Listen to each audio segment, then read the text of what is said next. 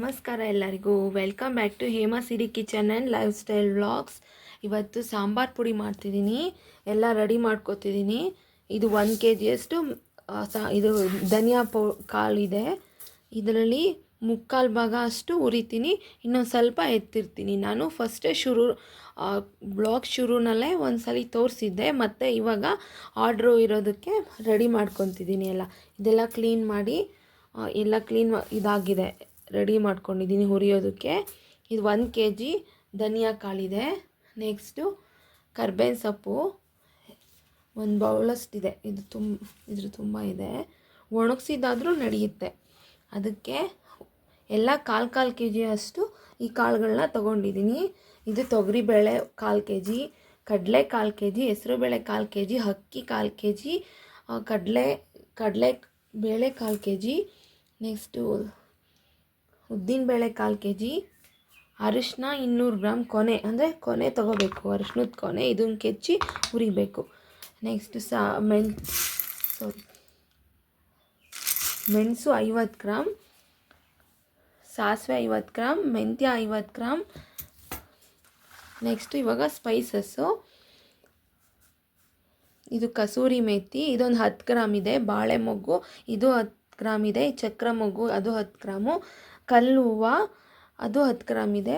ಇದೊಂದು 5 ಗ್ರಾಮ್ ಅಷ್ಟು ಏಲಕ್ಕಿ, ಇದು ಬಾಳೆ ಮೊಗ್ಗು. ನೆಕ್ಸ್ಟು ಪತ್ರೆ, ಇಷ್ಟನ್ನು ತೊಗೊಂಡಿದ್ದೀನಿ.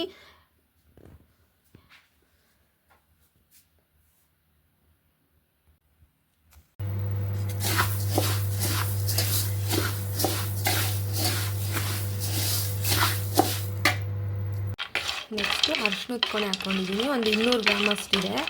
ಇದು ಕೆಚ್ಚೆ ಹಾಕಬೇಕು ಈ ಥರ. ನೆಕ್ಸ್ಟ್ ಕರ್ಬೇವಿನ ಸೊಪ್ಪು ಹಾಕ್ಕೊಂಡಿದ್ದೀನಿ. ಒಣಗಿಸಿ ಹಾಕಿದ್ರೂ ಬೇಗ ಡ್ರೈ ಆಗುತ್ತೆ, ಇಲ್ಲ ಹಸಿ ತೊಗೊಂಡ್ರೆ ಸ್ವಲ್ಪ ಹೊತ್ತು ಬಾಡಿಸ್ಬೇಕು. ನಾನು ಸ್ವಲ್ಪ ಜಾಸ್ತಿನೇ ಹಾಕ್ಕೋತೀನಿ, ನಾನೊಂದು 1.5 ಕಟ್ಟಷ್ಟು ಹಾಕ್ಕೊಂಡಿದ್ದೀನಿ. ಇದು ನನಗೆ ಗ್ರಾಮ್ಸ್ ಲೆಕ್ಕದಲ್ಲಿ ಹೇಳೋಕ್ಕೆ ಗೊತ್ತಿಲ್ಲ. ನಾನು 1.5 ಕಟ್ಟಷ್ಟು ಒಂದು ಇಡೀ ಬಿಗ್ಗಿಯಾಗಿ ಹಾಕಿದ್ದೀನಿ, ಅಂದರೆ ಒಂದು 3 ಇಡೀ ಲೆಕ್ಕದಲ್ಲಿ. ಮೆಣಸು ತೊಗೊಂಡಿದ್ದೀನಿ. ಮೆಣಸು 50 ಗ್ರಾಮ್ ಇದೆ. ಇದು ಚಿಟಪಟ ಅನ್ನೋವರೆಗೂ ಹುರಿಬೇಕು ಇದು. ನೆಕ್ಸ್ಟು ಸಾಸಿವೆ 50 ಗ್ರಾಮ್ ಸಾಸಿವೆ, 50 ಗ್ರಾಮ್ ಮೆಂತ್ಯ.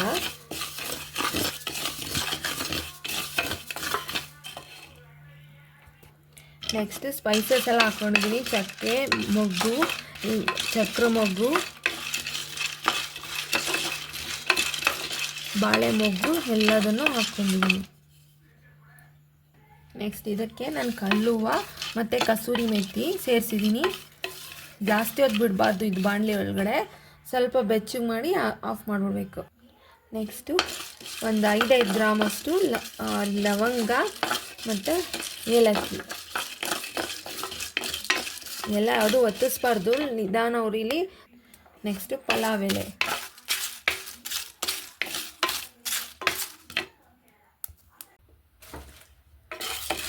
ನೆಕ್ಸ್ಟ್ ಕಡಲೆಬೇಳೆ, ಇದು 1 ಪಾವು ಹಾಕಿದ್ದೀನಿ.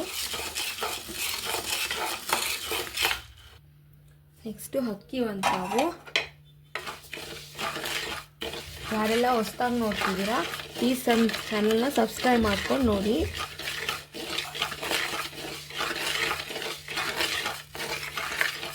ಒತ್ತಿಸ್ಬಾರ್ದು, ಯಾವುದೇ ಕಾರಣಕ್ಕೂ ಗಮ್ಮನ್ನು ವಾಸನೆ ಬಂದು ಬರಬೇಕು, ಅಲ್ಲಿವರೆಗೂ ಹುರಿಬೇಕು ಅಷ್ಟೇ. ನೆಕ್ಸ್ಟ್ ಇವಾಗ ಹೆಸರು ಬೇಳೆ, ಇದು 1/4 kg ತೊಗೊಂಡಿದ್ದೀನಿ, ಅಥವಾ 1 ಪಾವು ಅಂದರೆ 1/4 kg ಬರಲ್ಲ, ಇನ್ನೂ ಒಂದು ಸ್ವಲ್ಪ ಕಮ್ಮಿ ಬರುತ್ತೆ. ಹೆಚ್ಚು ಕಮ್ಮಿ ಬರುತ್ತೆ, ಒಂದೊಂದು 100 ಗ್ರಾಮ್ ಅಷ್ಟು ಕಮ್ಮಿ ಹೆಚ್ಚು ಕಮ್ಮಿ ಬರುತ್ತೆ, 50-100 ಗ್ರಾಮ್ ಅಷ್ಟು.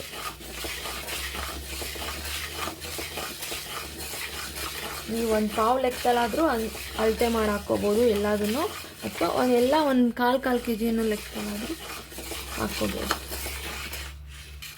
ಮನೆಯಲ್ಲೇ ಒಂದು ಸ್ವಲ್ಪ ಪ್ರಮಾಣದಲ್ಲೇ ರುಚಿಯಾಗಿ ಶುಚಿಯಾಗಿ ಮಾಡ್ಕೋಬೋದು ನಾವೇ. ನಿಮಗೇನಾದರೂ ಬೇಕಿದ್ದರೆ ನಾನು ಮೇಲೆ ಸ್ಕ್ರೀನಲ್ಲಿ ನಂಬರ್ ಹಾಕ್ತೀನಿ, ನಾನು ಬೇಕಾದರೆ ತೊಗೋಬೋದು ನಮ್ಮ ಹತ್ರನೂ. ಇವಾಗ ಒಂದೊಂದೇ ಹಾಕ್ಕೊಂಡು ಹುರಿಯೋಣ. ಫಸ್ಟು ತೊಗರಿಬೇಳೆ ತೊಗೊಂಡಿದ್ದೀನಿ. 1 kgಗೆ 1/4 kg ಅಥವಾ 1 ಪಾವು ಅಷ್ಟು ತೊಗೊಳ್ಳೇಬೇಕು, ಎಲ್ಲ ರುಚಿಯಾಗೋದಕ್ಕೆ. ನೀವು ಕಮ್ಮಿ ಹುರಿದ್ಕೊಂಡೆ, ಹುರಿಯೋದ್ರಲ್ಲೇ ಇರೋದು ಖಾರದ ಪುಡಿ, ಸಾಂಬಾರು ಪುಡಿಗಳ ರುಚಿ. ನಾನು ಆದಷ್ಟು ಮಣ್ಣಿನ ಮಡಿಕೆಲೆ ಮಣ್ಣಿಂದು ಏನಿದೆ ಅದರಲ್ಲಿ ಆದಷ್ಟು ಎಲ್ಲ ಅಡುಗೆಗಳನ್ನ ಮಾಡೋದಕ್ಕೆ ಪ್ರಯತ್ನ ಪಡ್ತೀನಿ. ನೀವೇನೇ ಹುರಿಯೋ ಅಂಥ ಪದಾರ್ಥ ಇದ್ರೂ, ಸಾಮಾನಿದ್ರು ಆದಷ್ಟು ಮಣ್ಣಿನ ಮಡಿಕೆಗಳಲ್ಲಿ ಈ ಥರ ಬಾಣಲಿ ಥರನೂ ಸಿಗುತ್ತೆ, ಅದರಲ್ಲೇ ಆದಷ್ಟು ಟ್ರೈ ಮಾಡಿ ನೋಡಿ. ತುಂಬಾ ರುಚಿಯೂ ಇರುತ್ತೆ, ಆರೋಗ್ಯನೂ ತುಂಬ ಒಳ್ಳೆಯದು. ಇದೆಲ್ಲ ಕೆಂಪಾಯಿತು. ನೆಕ್ಸ್ಟು ಬೇಳೆ ತಗೊಳ್ಳೋಣ. ನೆಕ್ಸ್ಟು ಉದ್ದಿನ ಕಾಳು ಅದಾದರೂ ನಡೆಯುತ್ತೆ. ಇದು ಅಷ್ಟೇ 1/4 kg ತೊಗೊಂಡಿದ್ದೀನಿ.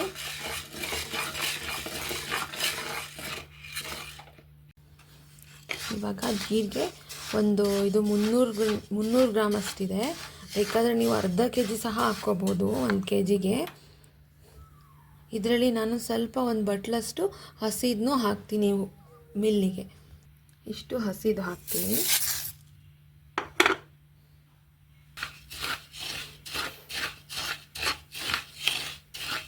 ಜೀರಿಗೆ ಹಾಕಿದಷ್ಟು ಸಾಂಬಾರು ಪುಡಿ ತುಂಬಾ ಚೆನ್ನಾಗಿರುತ್ತೆ.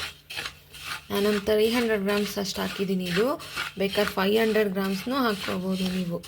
ಒತ್ತಿಸ್ಬಾರ್ದು, ಯಾವುದೇ ಕಾರಣಕ್ಕೂ ಸ್ವಲ್ಪ ಬೆಚ್ಚಗೆ ಮಾಡಿ ಹಾಕ್ಬಿಡ್ಬೇಕು. ಚೂರು ಇದಾಗ್ತಿದ್ದಂಗೆ ಕಮ್ಮನ ವಾಸನೆ ಬರುತ್ತೆ ಆವಾಗ. ಇದೆಲ್ಲ ರೆಡಿಯಾಗಿದೆ. ಘಮ ಅಂತ ಸ್ಮೆಲ್ ಬರ್ತಿದೆ ಚೆನ್ನಾಗಿ. ಇದು ಆಡ್ಕೊಂಡ್ಮೇಲೆ 1 ಹಿಡಿ ಅಷ್ಟು ಉಪ್ಪು ಹಾಕಬೇಕು. ಇದೇ ಪ್ರಿಸರ್ವೇಟಿವ್ ಥರ ವರ್ಕ್ ಮಾಡುತ್ತೆ. 1 ಹಿಡಿ ಅಷ್ಟು ಉಪ್ಪು ಹಾಕಿ ಮಿಲ್ ಮಾಡಿಸ್ಬೇಕಷ್ಟೆ. ಮತ್ತೊಂದು ವಿಡಿಯೋ ಜೊತೆ ಸಿಗ್ತೀನಿ. Thank you for watching my channel. ಇದನ್ನು ಬೇಕಾದರೆ ವರ್ಷದ ತನಕನೂ ಇದು ಚೆನ್ನಾಗೇ ಇರುತ್ತೆ. ಉಪ್ಪು ಹಾಕಿರ್ತೀವಲ್ಲ, ಕ್ಲೀನಾಗಿ ಕಟ್ಟಿಕ್ಕಬೇಕಷ್ಟೇ. ಇದು ಆಡ್ಕೊಂಡ್ಮೇಲೆ ಮಿಲ್ ಮಾಡಿಸ್ಕೊಂಬರ್ಬೇಕು. ಮತ್ತೊಂದು ವಿಡಿಯೋ ಜೊತೆ ಸಿಗ್ತೀನಿ. Thank you for watching my channel. ಹೊಸ್ದಾಗಿ ನೋಡ್ತಿರೋರು ಪ್ಲೀಸ್ ಸಬ್ಸ್ಕ್ರೈಬ್ ಮಾಡ್ಕೊಂಡು ನೋಡಿ.